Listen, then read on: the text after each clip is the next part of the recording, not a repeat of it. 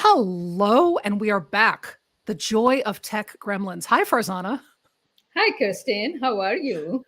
Good. So we were on live and then we were not. And now we're back because doing lives on the internet is so much fun.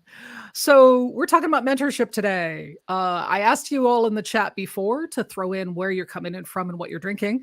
And also what you want to ask about mentoring. And we'll see what we can get to for questions. Farzana, where did you and I meet? If I remember it correctly, we both met through internet and technology at Innovation Women uh, group, and we are part of it since last a few years. It has given us so many good friends and connections, including peer mentors to each other. And that is how it is going. And Christine, I also want to say that mentorship is really important. And as you said, we will answer the questions which people have and what they can do about their own journey as part of being a mentee and a mentor. So tell us about yourself and your journey and how you have connected with other people through IW, Innovation Women. So Innovation Women's been great because it introduced me to you, it introduced me to everyone else in SHIP, and we formed our own mentorship group, which is wonderful. I am part of a really fantastic couple of groups. I have a speaker group for Tim David, and I have something for a lovely woman named Natalie Bullen, who has a group in which she's creating this mentorship year long piece that I'm part of. And the reason we wanted to come on is because it's incredibly important to get peer support and also to get like expert support. Both are mentorship. And someone says, yes, hi, Angel. Yes, Angel is barking. I see a question. What should someone look for in a mentor? How can you tell if a potential pairing is a good fit? I'm going to answer this and I'm going to hand it to Farzana. You might not actually know if it's a good fit until you try it. And you might find that it's actually not the best fit for you. Sometimes you have to try them out. So I would start any new agreement carefully with just a coffee, with, a virtual coffee or chat and kind of get to know somebody because I've signed up for many things and then been like, oh, that wasn't what I meant. That wasn't what I intended. What about you, Farzana? Have you ever joined a group or gotten mentorship and then been like, no, please get me out?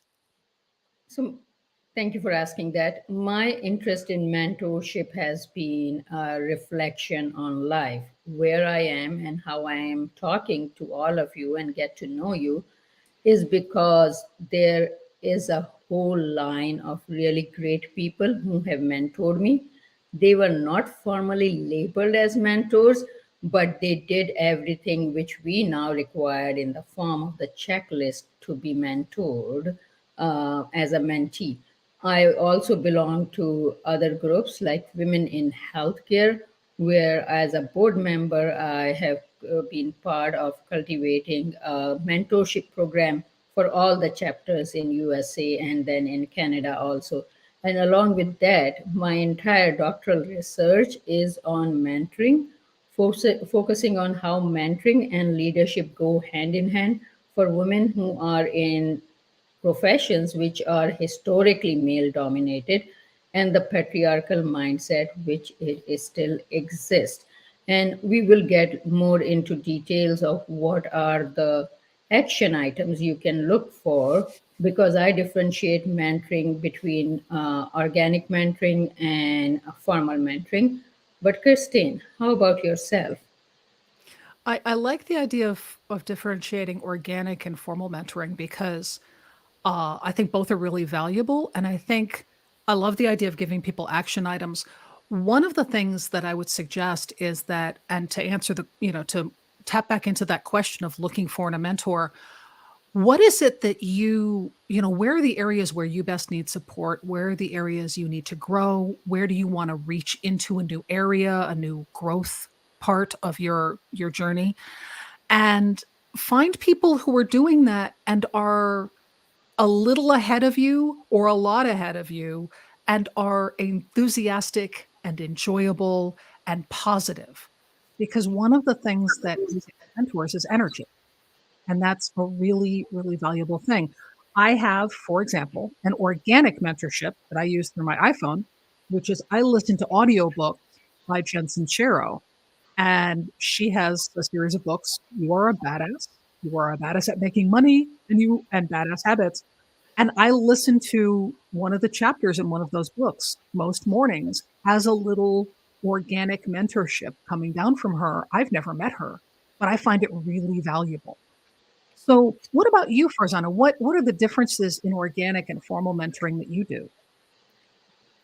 So, thank you for already talking about how you can self develop your skills by identifying where you lack the skills and how you can develop. But in terms of organic and both organic and formal mentoring, energy of one human aligning with the energy of the other human is important.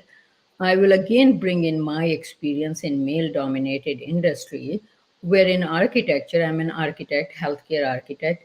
In architecture, there were not many women who were coming up onto the leadership roles.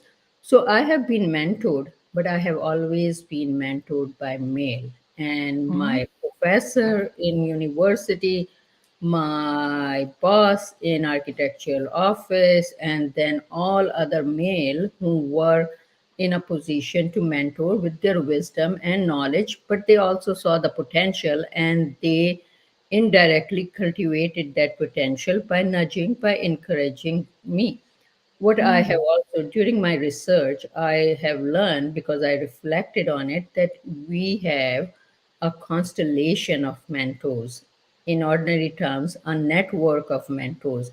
So, mentoring is traditionally defined between a junior to a senior person, but in modern times, in current times, you just mentioned technology, but mentoring is in different forms and different networks.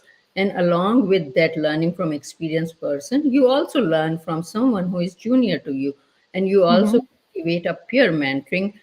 So, for example, if you are in STEM professions, architecture, engineering, technology, mathematics, science, you find your peers who might not be from your industry, but they are in similar human circumstances and you Yep. connect with them. So, that is peer mentoring. And then you look at outside of your own circle or industry, you look at people who can advise you on different aspects of your life. It can be your friends, your colleagues. So now I know I have a constellation or a network of mentors, and Mhm. depending on the situation and circumstance, I can go and I can ask them and I can learn from them, and they can help and support me. So, this is something which we don't talk about frequently, but we need to. So, what comes to your mind, Kirsten? So, the different levels of mentoring, I certainly get a lot of value out of teaching.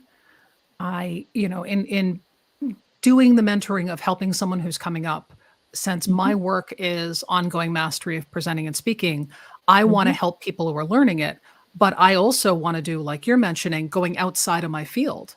So I'm going and, learning storytelling in a greater depth, and I'm learning improv in a greater depth, which aren't my background, to be able to expand what I'm doing in my work.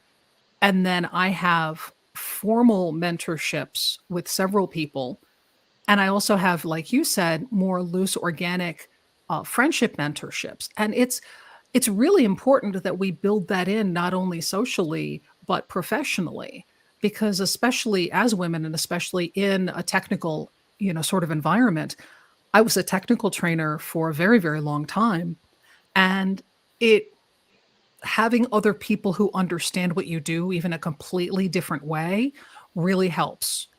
I have women that I have seen who are technical trainers that are in completely different fields than me, and yet their training skill helps me, even though the subject material that they're doing is not even related, not even remotely.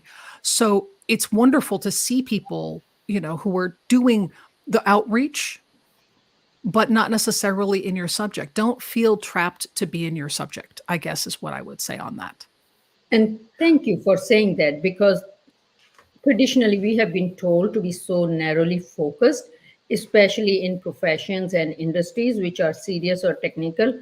And that is the one thing which is a misconception, because we Hmm. all are human beings. Our knowledge, it has a power, and we can actually help someone else by sharing that knowledge. So having Yes. those conversations, having those chats, and don't underestimate the power of organic mentoring. It sometimes is as powerful or more than a formal mentoring. These days, mentoring has also become a concept where people feel, oh my God, I'm not qualified to be a mentor, or I'm not qualified to be a mentee for a certain person. I will say, do not have those thoughts. Reach out to a person whom you think you connect with in terms of your energy and alignment, and they also reciprocate it, and try that out. Until unless you try it out, it is already a no. So, my action item for you is identify people whom you have not considered to be mentor, reach out to them and see how that plays out. Again, as Christine was saying in the beginning, give it a try. Hmm. Christine? And I have I apologize for if you heard the little ABBA that started when I started my phone. I have Alice and Bob Learn Application Security is a book by Tanya Janka. And she is the Mhm. person I was speaking about a minute ago. She's a technical trainer for security. Even though her level of security, I'm not doing AppSec, I'm not doing application security, but her skills as a trainer are so amazing that I have been following her and listened to her audiobook to listen to how she explains things. And then I reached out to her because I connected with her in an area and we were able to chat. So make friends with or find other people that are kind of putting information out there that you find interesting. It doesn't have to be in your area. There are amazing podcasts. There are all sorts of podcasts. And especially if you're thinking tech, there's some wonderful ones. And please just consider creating what Farzana was talking about, your constellation of mentorship for yourself, because you need support. And I will give you a prime example. I got on a call last night with someone who is an industry leader in my field in learning and development, and his name's Joe Ganchi. And I had been following this man for years as a trainer and had always been like, oh, wow, he's amazing. And then we became friends about 8 years ago at conferences. We got on a call yesterday and I mentioned to him, I said, Joe, you're an industry leader. You're famous in our field. And I used to be intimidated to talk with you. And he was shocked. And he said, but me? Really? And it never he's the sweetest guy in the world. It never occurred to him. So some of the people that you look at and say, I could never talk to them, actually, they might not think that. So reach out, start a conversation, because now I have this wonderful friendship with someone who is a really experienced person and also happens to be a really good friend. So it's really worth Really, doing. yeah, really a great point, Kirsten, because I have realized that all the constellation of mentors I have collected, it actually has been me going to them and introducing myself most of the Yeah. time. So the people whom we think are way above our experience level, they might not actually think that way. So, and that is why I pay special attention to younger people and people who need that kind of a support. So, emotional intelligence plays a great role. Having that kind of a self awareness about yourself is important, and reaching out Hmm. in that emotional intelligence piece for mentoring. Do not self regulate yourself too much, but go by what your heart is telling you. Does that make sense, Christine? You are Yes. smiling. I love that because I tend to want to overregulate myself and it's not really my natural flow. Mhm. So I love that. I will say that if you are someone who, like me, uh, so Farzana is a very organized, very clean mind. Mine is more squirrels chasing shiny objects. And because of that, I have someone in the chat who is part of my company. And one of the things that she does is every once in a while goes, no, no, no, no, no, no, come back down. Down to earth. Okay, shiny object. That's lovely. Back over here.